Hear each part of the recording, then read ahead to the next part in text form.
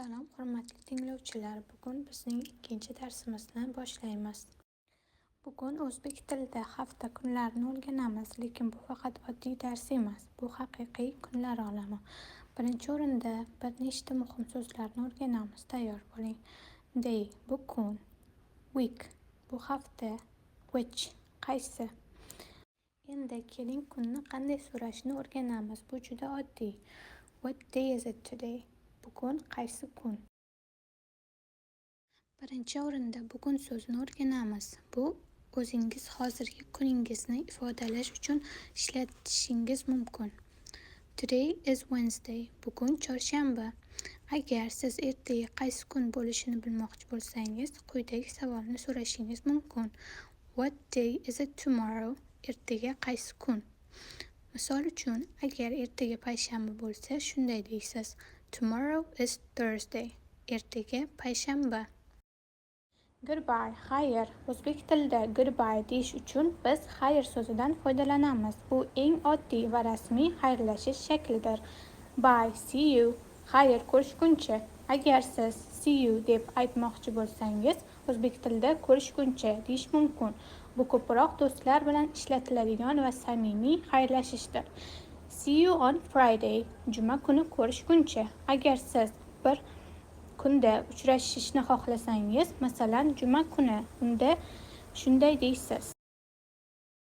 Blackboard doska. Bu doska ingliz tilida blackboard deyiladi. Doska sinfxonada yozish uchun ishlatiladi. Bag sumka. Bu sumka ingliz tilida bag deyiladi. Biz sumkaga kitob va daftarlarimizni solamiz. Chair stul. Bu stul ingliz tilida chair deyiladi. Biz stulda o'tirib dars qilamiz. Table stol. Bu stol ingliz tilida table deyiladi. Stol ustida yozamiz va kitoblarimizni qo'yamiz.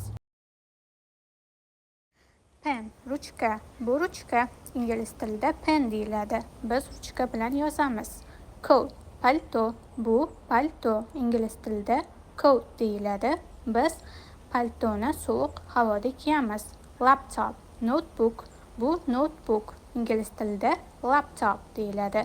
Notebook yordamida ishlaymiz va o'qiymiz.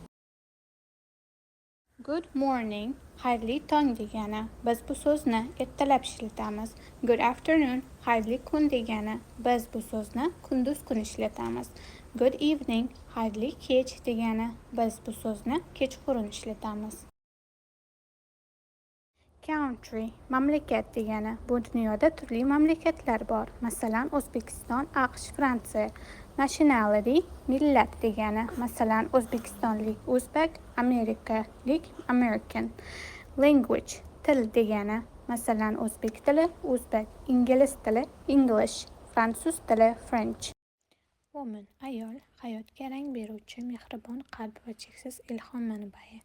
Men, erkak, kuch va ishonchning ramzi, himoya qiluvchi va qo'llab-quvvatlovchi. Beautiful, chiroyli. Bu faqat tashqi ko'rinish emas, har bir insonning o'ziga xos jozibasi bor.